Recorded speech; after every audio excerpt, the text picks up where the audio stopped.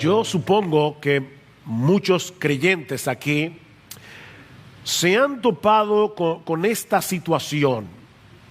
Estamos predicando el evangelio a una persona inconversa, pero esta persona está argumentando y argumentando y argumentando hasta que llega un punto en que te das cuenta que no tiene caso continuar. ¿Te ha pasado eso?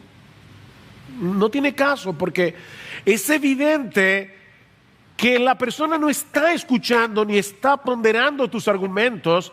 Más bien él ha decidido ir en contra de toda evidencia para seguir justificándose a sí misma. Bueno, algo similar es lo que encontramos en el pasaje que vamos a considerar en la mañana de hoy, en el capítulo 9 de la carta a los Romanos. Pablo ha venido hablando acerca de la elección incondicional, soberana, para probar que la promesa de Dios a Israel no ha fallado por el hecho de que muchos israelitas continúen rechazando al Mesías.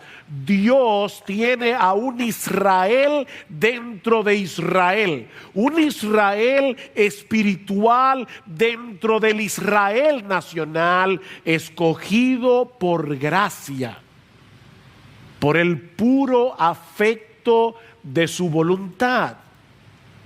Ahora, Pablo sabía que esta doctrina de la elección soberana incondicional de Dios suele levantar al menos dos objeciones. La primera, vamos a olvidar la pantalla.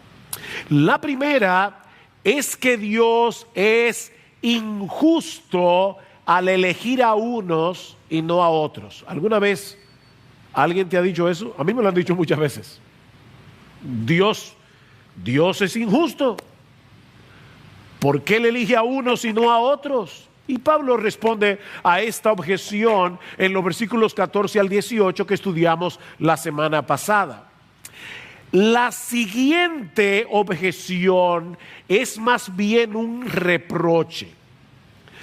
Es cuando la persona se siente acorralada por la doctrina de la elección de Dios y ahora le echa la culpa a Dios de su incredulidad.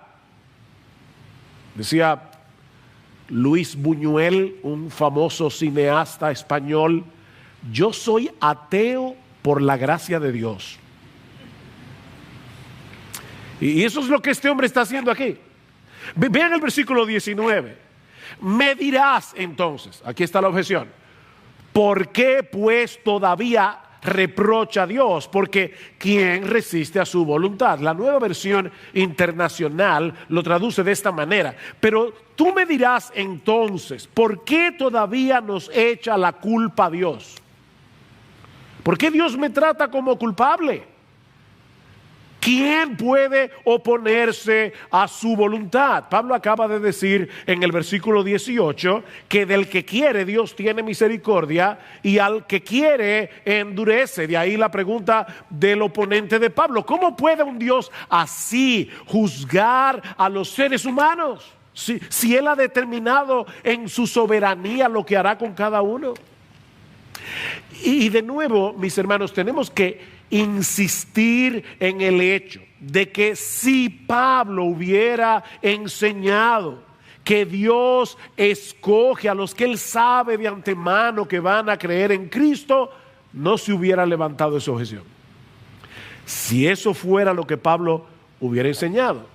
Pero lo que levanta este cuestionamiento es precisamente la enseñanza de Pablo sobre la soberanía absoluta de Dios en la salvación de los pecadores. En otras palabras, el oponente de Pablo entendió perfectamente lo que él está enseñando, pero está llegando a una conclusión equivocada. Yo puedo entender una enseñanza, pero entonces inferir cosas que son erróneas. Porque la inferencia o la conclusión a la que ha llegado el oponente de Pablo es esta: si Dios es soberano, entonces yo no soy culpable. Yo no tengo responsabilidad. No soy responsable de mis pecados. Ni siquiera soy responsable de ser incrédulo, porque Dios es soberano.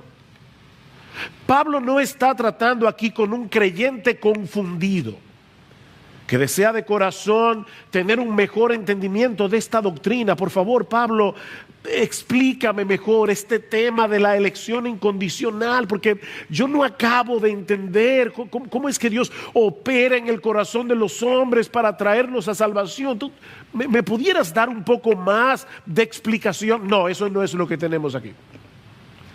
Eso no es lo que está pasando aquí. El oponente de Pablo está indignado con Dios. Él está criticando la forma de actuar de Dios. ¿Cómo se atreve Dios a juzgar a los hombres, a juzgarme a mí? Si a final de cuentas nadie puede resistir su soberana voluntad. Es por eso que en vez de responder su pregunta, Pablo va a tratar con su corazón. Me encanta esto. O sea, Pablo sabe, no vale la pena seguir argumentando. Yo tengo que ayudar a este individuo. Yo tengo que tratar con su corazón, porque no son más explicaciones lo que este hombre necesita. Mis hermanos, Romanos 9, de verdad, está bien claro. Bien claro. No es más explicación, es más humillación. Más humillación delante del Dios del cielo. Así que lo primero que hace Pablo en este pasaje es hacerle ver a su oponente y de paso a todos nosotros la distancia infinita que hay entre Dios y sus criaturas. Vean el versículo 20. Al contrario, ¿quién eres tú, oh hombre, que le contestas a Dios? Hay un contraste aquí que se ve más claro en el original. Oh hombre está al principio de la oración, y la palabra Dios tiene un artículo definido. No es simplemente Dios, es el Dios. Es como que Pablo le está diciendo: oh hombre, ¿quién eres tú? ¿Quién eres tú para que le pidas cuentas al Dios, al único Dios? Pablo le está diciendo: mira, mi amigo, hay un solo Dios y no eres tú. Hay un solo Dios y no eres tú. Eres un hombre, eres una criatura que para colmo de males eres pecadora, y aún así crees tener el derecho de criticar a Dios y demandarle una explicación.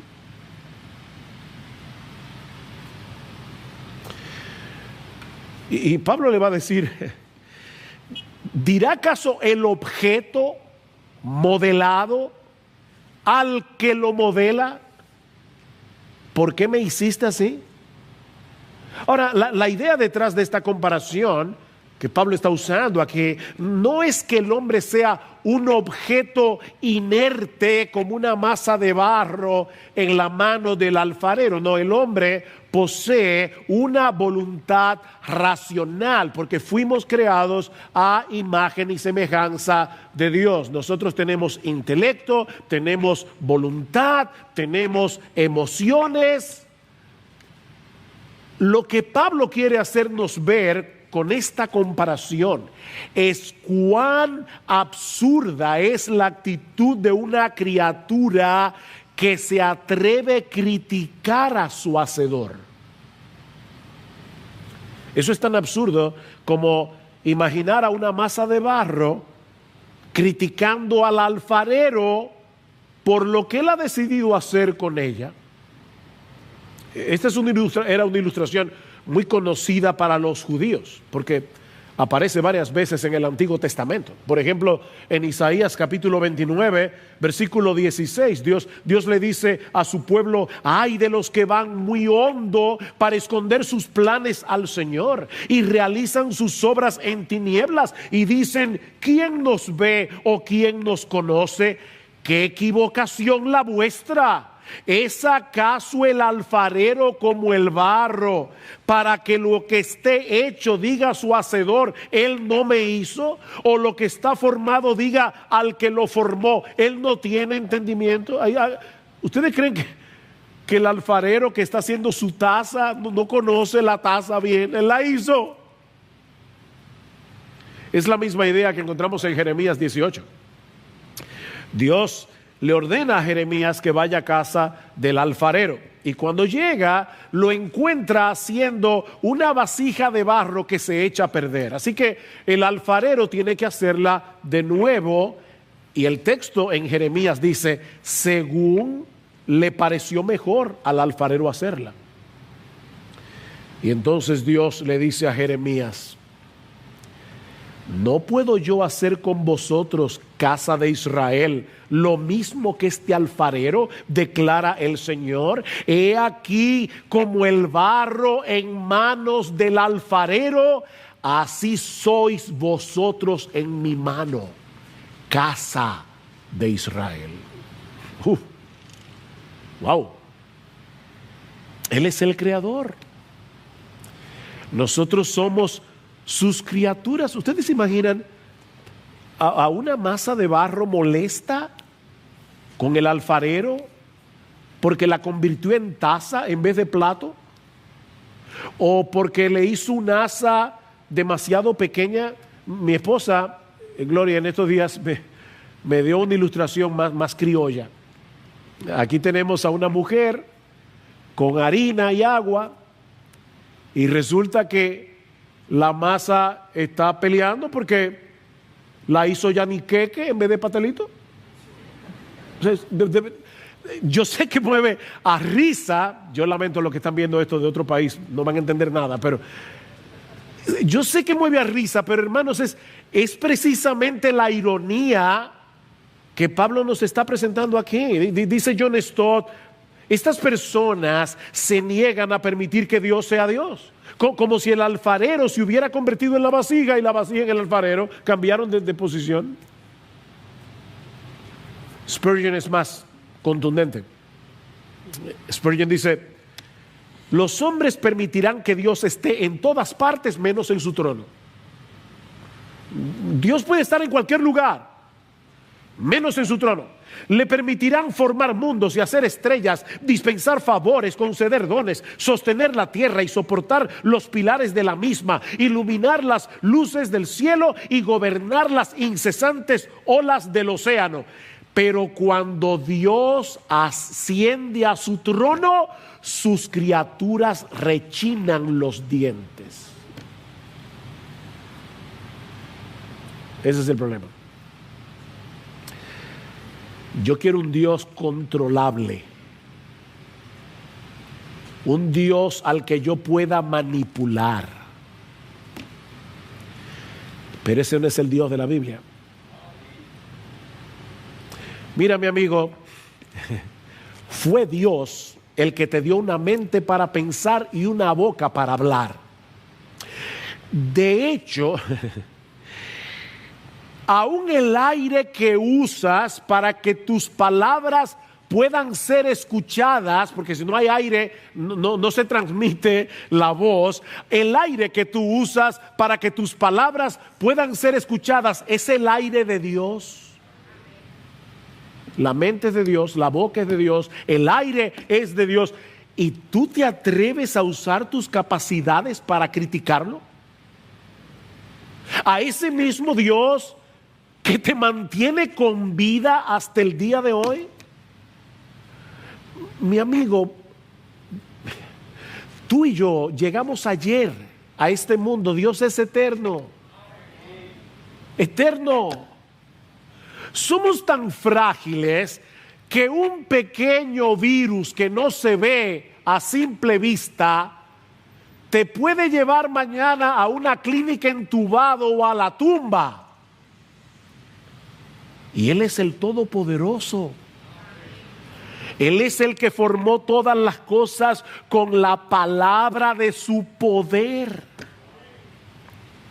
Miren, yo estoy seguro que la mayoría de los que estamos aquí no somos capaces de entender la teoría de la relatividad.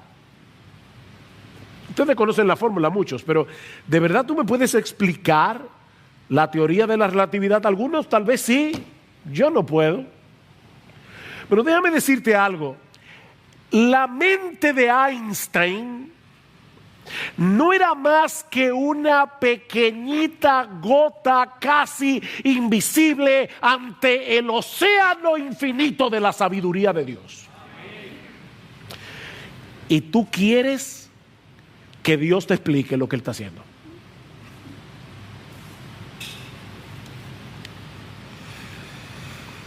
Aquí tenemos a este hombre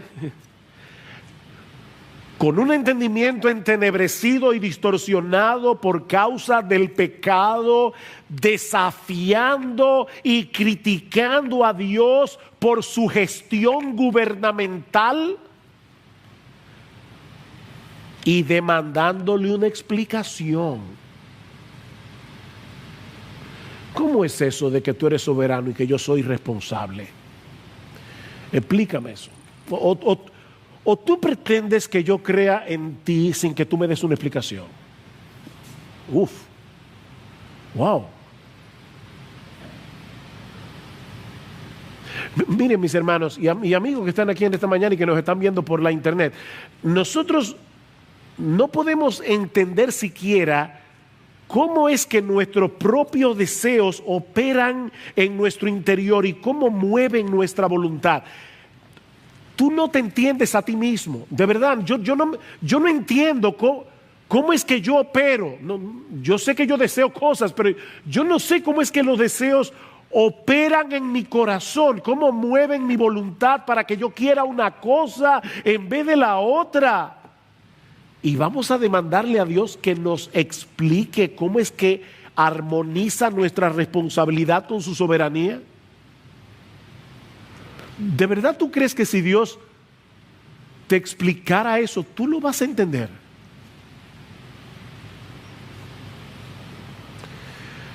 Oh hombre, ¿quién eres tú? ¿Quién eres tú? Asume tu lugar de una simple criatura del polvo. En vez de seguir demandando una explicación que no tienes derecho a exigir y que tampoco tienes la capacidad de entender, mi amigo, acógete humildemente a la gracia y la misericordia de Dios en Cristo, que Él ofrece a todos libremente por medio del Evangelio. A todos. A todos libremente. Si tú no vienes es porque no quieres. Pero Pablo no solo le hace ver a este hombre que hay una distancia infinita entre nosotros y Dios, sino también que Dios tiene el derecho y la autoridad de dispensar su justicia y su misericordia como Él quiera. Para eso es Dios. Vean otra vez versículo 20 y 21.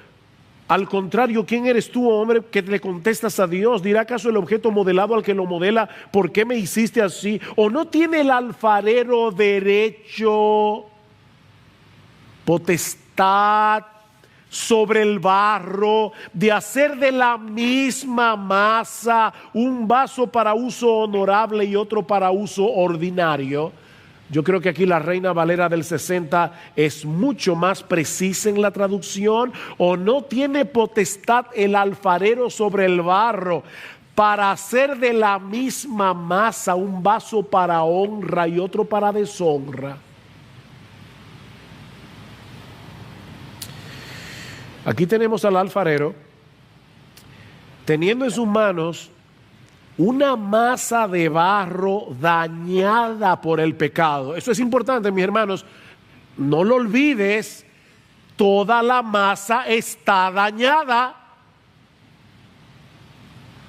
Pero Él decide hacer de esa misma masa un vaso para honra y otro para deshonra.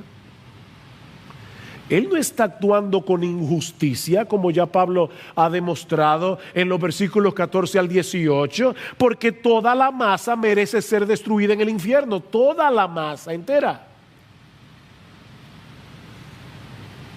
Mira, mi amigo, lo sorprendente no es que Dios haya decidido tratar con justicia a una humanidad pecadora, sino que haya decidido hacer de esa misma masa vasos para honra.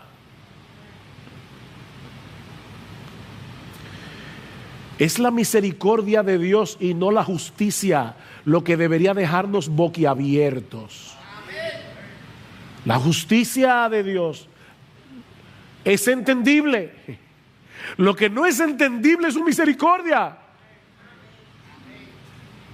Sobre todo si tomamos en cuenta lo que Pablo ha dicho anteriormente en los capítulos 1 al 3 de Romanos sobre la culpabilidad del hombre. Yo sé que hace mucho tiempo que nosotros pasamos por esa sección de la carta, pero mis hermanos, no olviden que la carta a los romanos, voy a decir algo aquí como yo suelo decir a veces bien profundo, la carta a los romanos es una carta.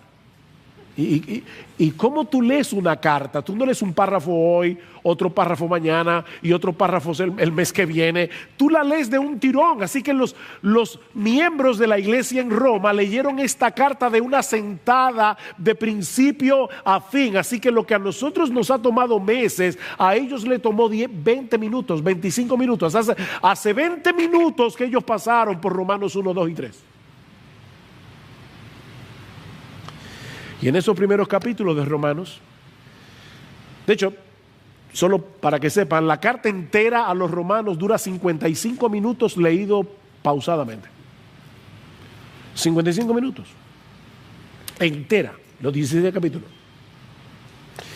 En esos primeros 3 capítulos de Romanos, Pablo nos presenta un caso contundente contra la culpabilidad humana, dejando al hombre sin excusas frente a la justicia de Dios. La masa entera está dañada, dice Pablo.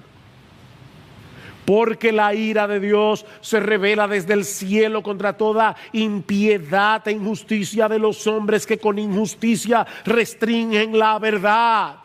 ¿Y cómo están restringiendo la verdad? Porque lo que se conoce acerca de Dios es evidente dentro de ellos, pues Dios se lo hizo evidente, porque desde la creación del mundo, sus atributos invisibles, su eterno poder y divinidad se han visto con toda claridad, siendo entendidas por medio de las cosas creadas, de modo que no tienen excusa. No aguanto la tentación de decirles esto. En estos días, Gloria y yo hemos estado viendo algunos documentales y uno de ellos fue acerca de la ley de Benford. Quizás tú nunca en tu vida la habías oído, yo tampoco. Pero es extraordinaria. La ley de Benford, por Frank Benford, quien la descubrió en el año 1936, consiste en ver, no se lo voy a explicar aquí, pero consiste en ver que en el mundo entero hay un patrón matemático inviolable, en el mundo entero. Tú tomas todos los ríos del mundo, por decirte algo, y tú los pones en orden de mayor a menor, y te vas a dar cuenta que el número que va a dar eso es una curva. Es una curva. ¿Saben cómo? Eso tú lo puedes hacer con tu cuenta de banco, tú lo puedes hacer con tu... Yo no sé con cuántas cosas. Eso es impresionante. La ley de Benford. Y Gloria y yo veíamos el documental y el tipo que está haciendo el documental le decía a las personas, pero ¿cómo es que eso pasa? Y decía, nosotros no tenemos la menor idea. Y yo decía, claro que no tienen la menor idea, porque han sacado a Dios de la ecuación.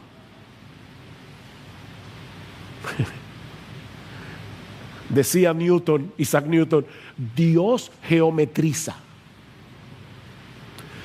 Dios ha hecho un mundo matemático. ¿Saben para qué? Para que la gente que sabe de matemática lo pueda ver. Pero ellos se niegan a ver lo que es evidente. Y Pablo dice, no tienen excusa. No tienen excusa, pues aunque conocían a Dios, no le honraron como a Dios, ni le dieron gracias, sino que se hicieron vanos en sus razonamientos y su necio corazón fue entenebrecido. Profesando ser sabios, se hicieron necios, dice Pablo. Duras palabras. Y más adelante en Romanos capítulo 3, versículo 19, Pablo va a decir, para que toda boca se calle y todo el mundo se ha hecho responsable ante Dios. ¿Ven? Responsable. Somos moralmente responsables. No somos títeres, no somos robots. Dios es soberano, el hombre es responsable. El hecho de que nuestra mente finita sea incapaz de armonizar ambas cosas no elimina nuestra culpabilidad. De manera que Dios está en su pleno derecho de manifestar su gloria, otorgándole misericordia al que Él quiere y tratando con justicia a los demás. Él tiene derecho. Ese es el argumento de Pablo en los versículos 22 al 24. Y una vez más, voy a citar la Reina Valera porque creo que va a ayudar a ver el flujo de pensamiento. Dice el apóstol Pablo, versículo 22, Reina Valera, y que si Dios, queriendo mostrar su ira y hacer notorio su poder, soportó con mucha paciencia los vasos de ira preparados para destrucción, y para hacer notorias las riquezas de su gracia, las mostró para con los vasos de misericordia que Él preparó de antemano para gloria, a los cuales también ha llamado, esto es, a nosotros, no solo de los judíos, sino también de los gentiles. ¿Se dieron cuenta que Pablo 2 veces dice hacer notorio, dar a conocer?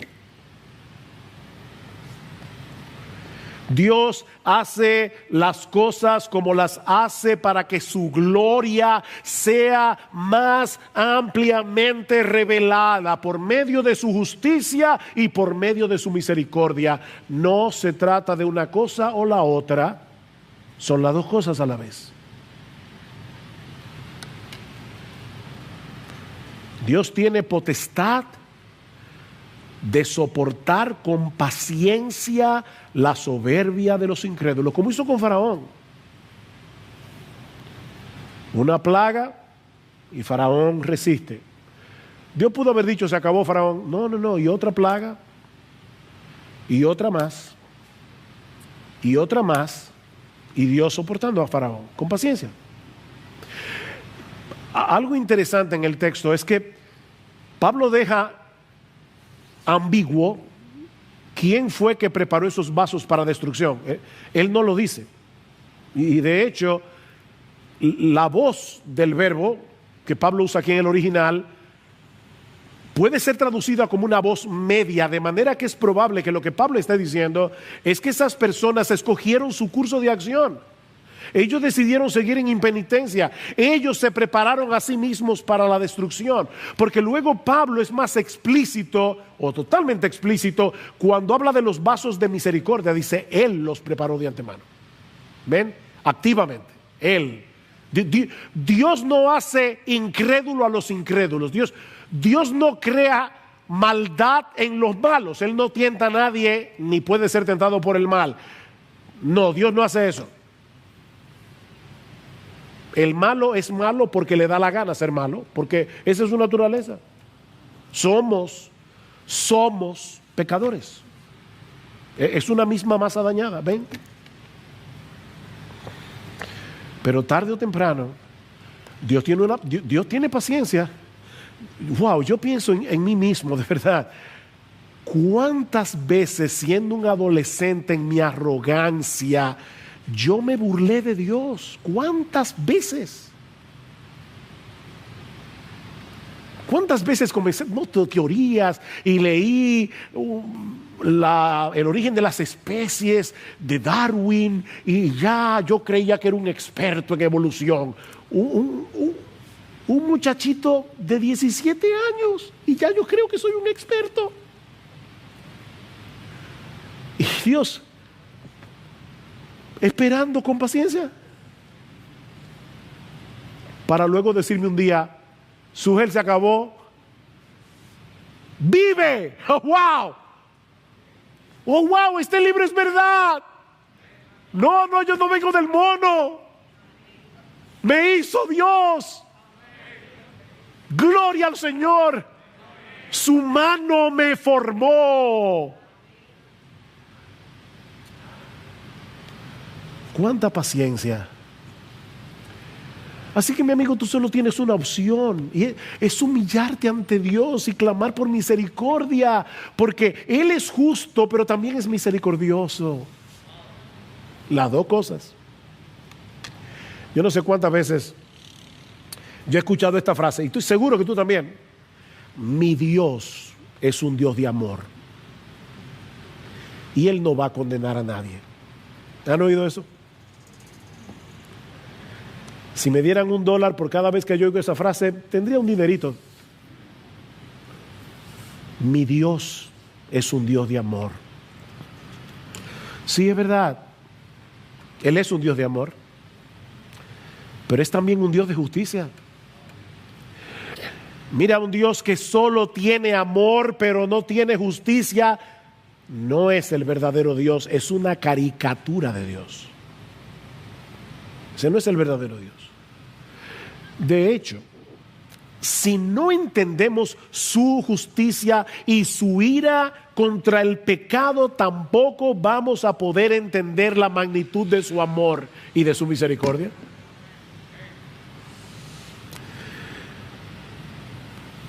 Mis hermanos, ¿por qué la segunda persona de la Trinidad tuvo que hacerse hombre y morir en una cruz siendo inocente? ¿Por qué?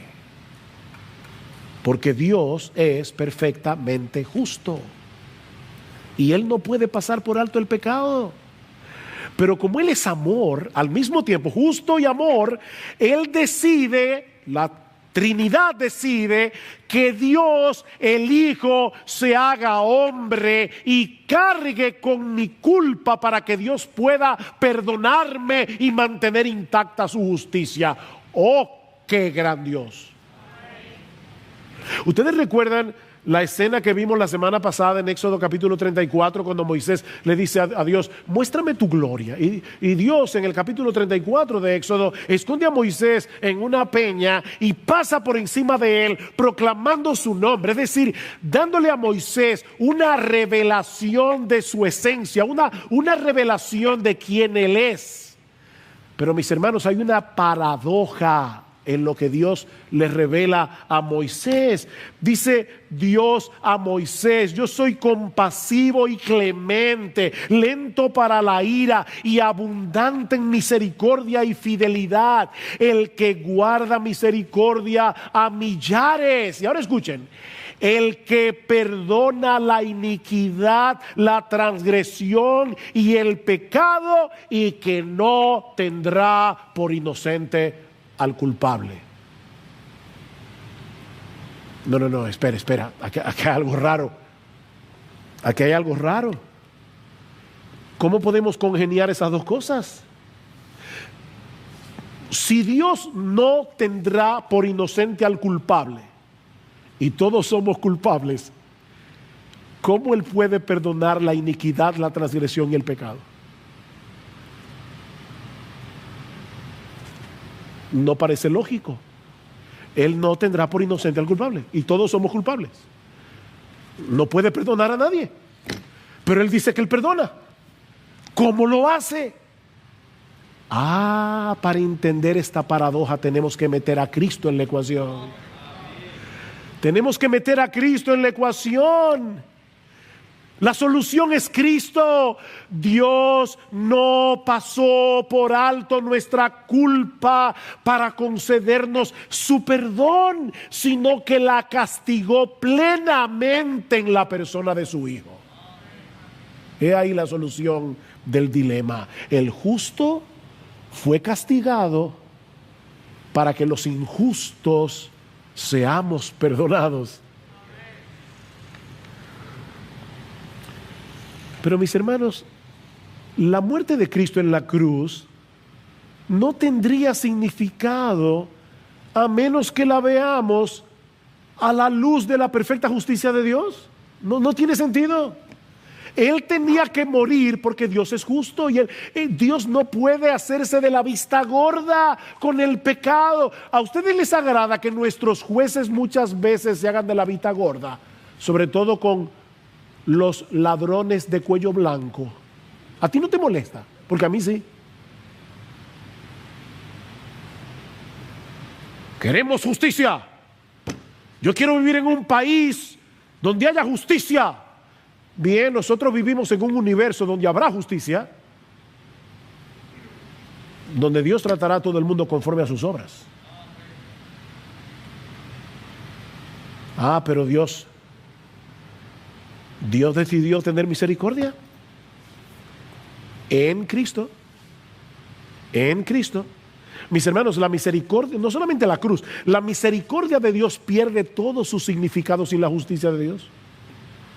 Pierde su significado. Es al ver la ira de Dios derramada justamente sobre una humanidad culpable, cuando se hace más evidente las riquezas de su gloria para con los vasos de misericordia que Él preparó de antemano para gloria. ¡Wow! ¿Ven cómo Pablo está resaltando otra vez la incondicionalidad de la elección? De esa misma masa dañada por el pecado, Dios decidió mostrar las riquezas de su gloria con vasos de misericordia que Él mismo preparó de antemano para gloria. Para que vean el esplendor de su gloria y para que compartamos su gloria. Los justos resplandecerán como el sol en el reino de su Padre, dice Jesús. Por eso es que Pablo dice en Romanos 8:18 que las aflicciones del tiempo presente no son comparables con la gloria venidera que en nosotros ha de manifestarse. Vasos de misericordia. Wow, mi hermano, ¿tú has pensado en ti de esa manera? Yo soy un vaso de misericordia, rebosando de misericordia. Y fui preparado para gloria.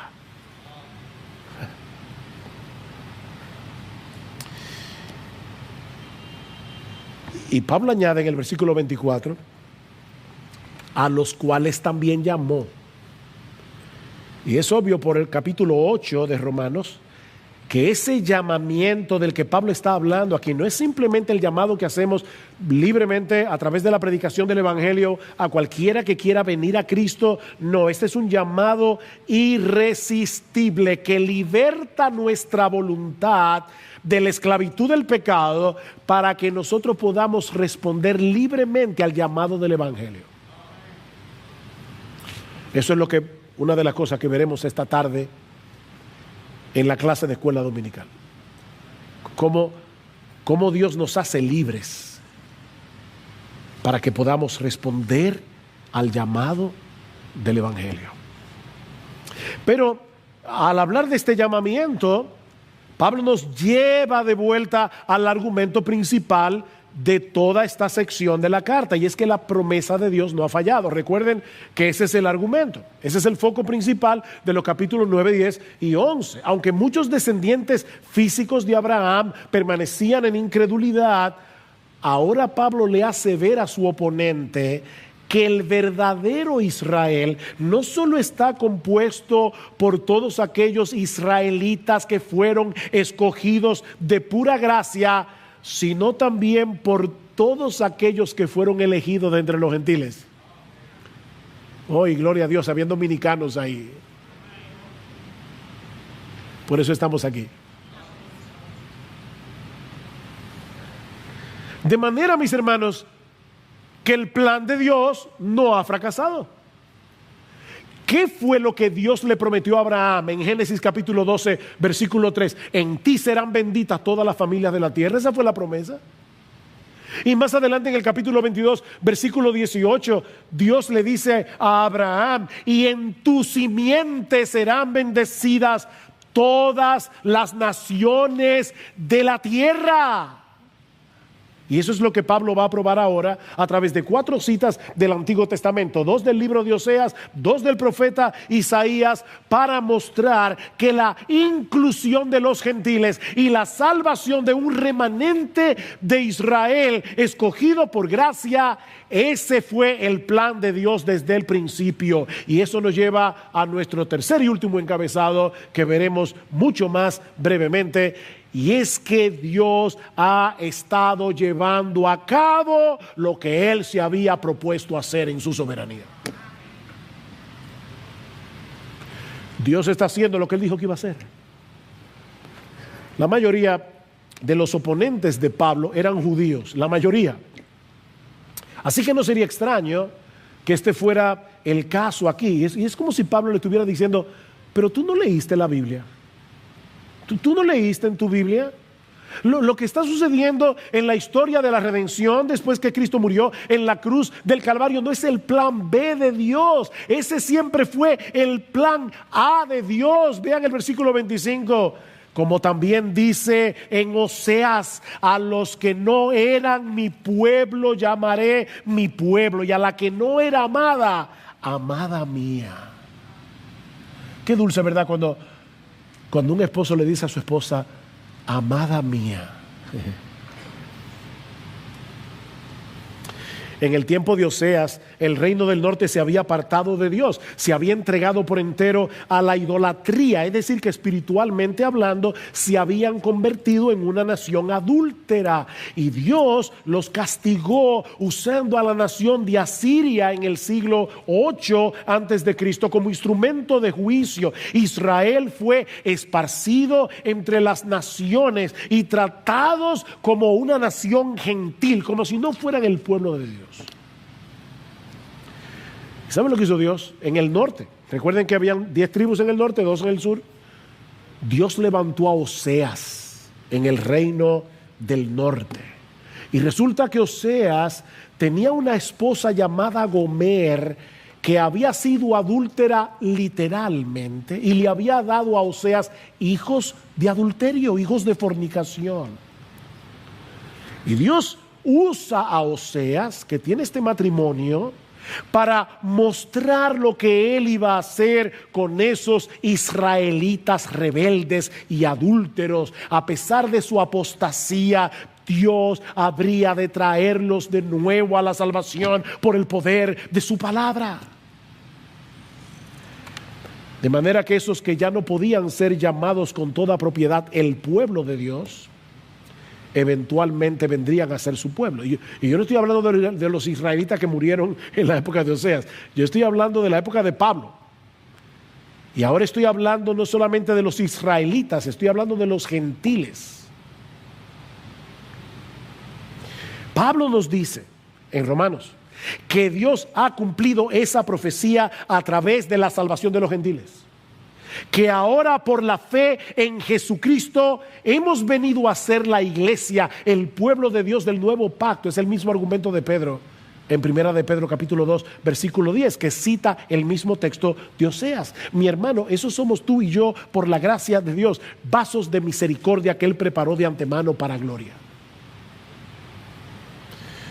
Por causa de nuestra unión con Cristo, nosotros que estábamos apartados de la ciudadanía de Israel, ajenos a los pactos de la promesa, sin esperanza, sin Dios en el mundo, como dice Pablo en Efesios capítulo 2, versículo 12, ahora somos parte de la familia de Dios.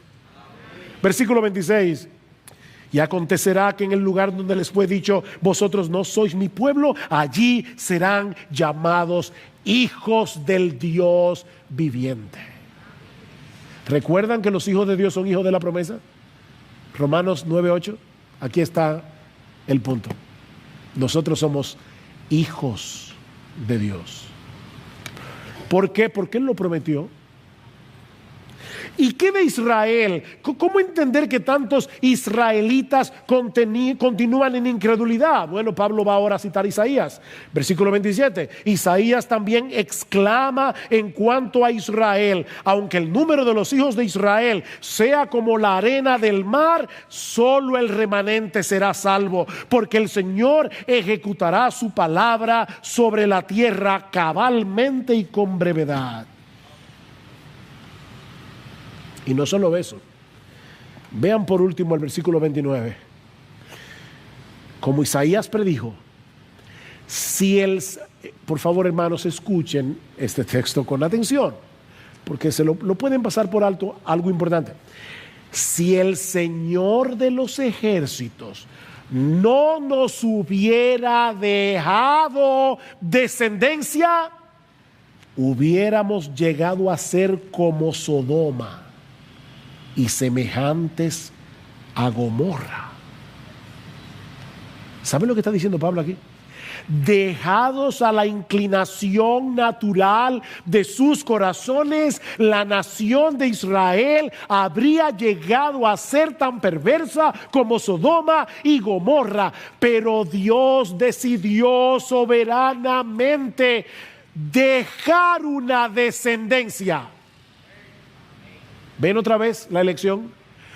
Dios dejó una descendencia, un remanente escogido por gracia. Eso es lo que Pablo va a decir en Romanos capítulo 11, versículo 5. Y de la misma manera también ha quedado en el tiempo presente, dice Pablo en su época, un remanente conforme a la elección de la gracia de Dios. Un remanente escogido. De manera que la promesa de Dios no ha fracasado. Él ha estado llevando a cabo lo que desde el principio se había propuesto hacer en su soberanía: salvar a judíos y a gentiles escogidos por gracia por medio de la obra redentora de nuestro Señor Jesucristo. No, Dios nunca fracasa. Dios nunca fracasa. Mis hermanos, ¿qué aprendemos de este pasaje? ¿Qué aprendemos de este pasaje?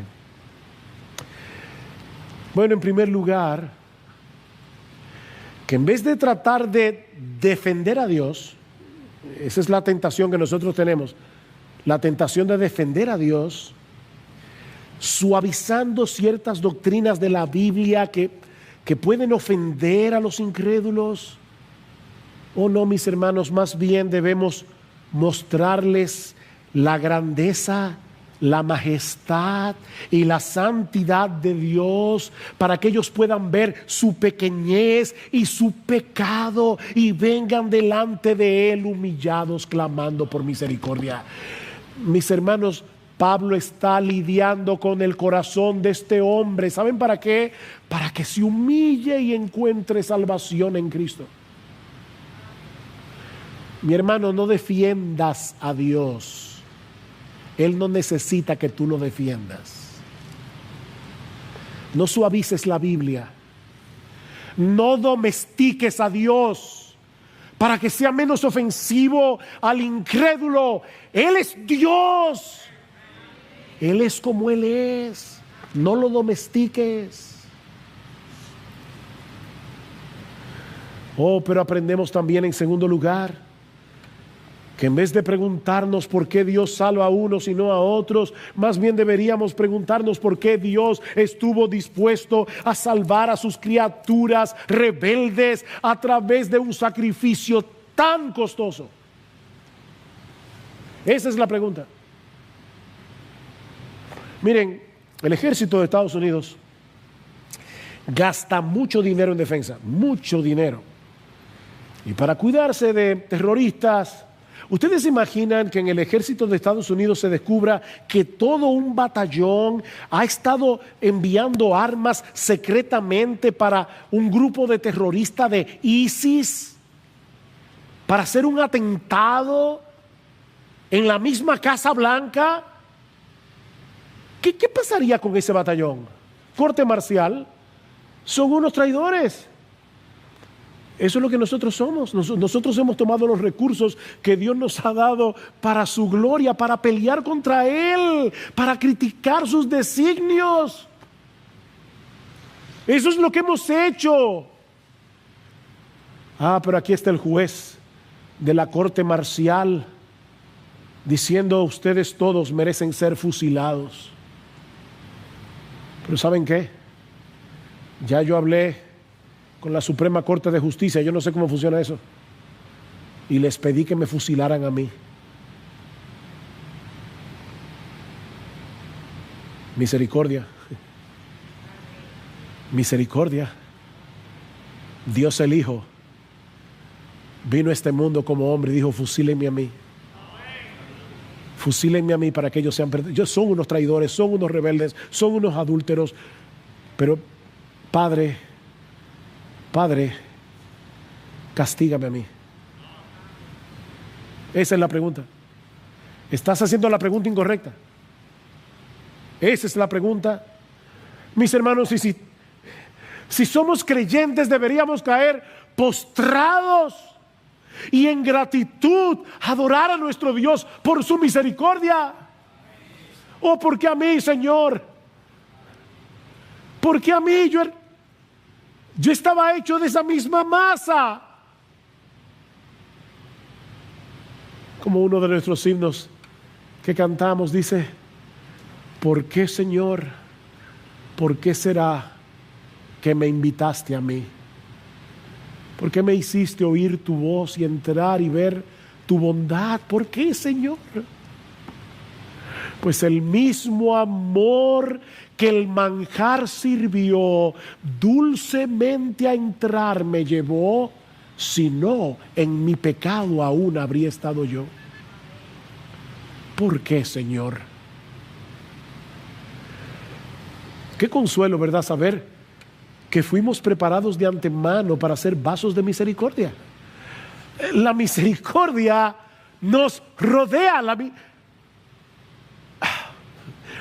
Dios nos preparó, la masa dañada, Dios nos preparó como una taza grande que Él va a colmar de sus bondades y de sus misericordias. Y al final veremos su gloria. Pero aprendemos también, en tercer lugar, que debemos reconocer nuestras limitaciones y aceptar que no podemos saberlo todo ni entenderlo todo.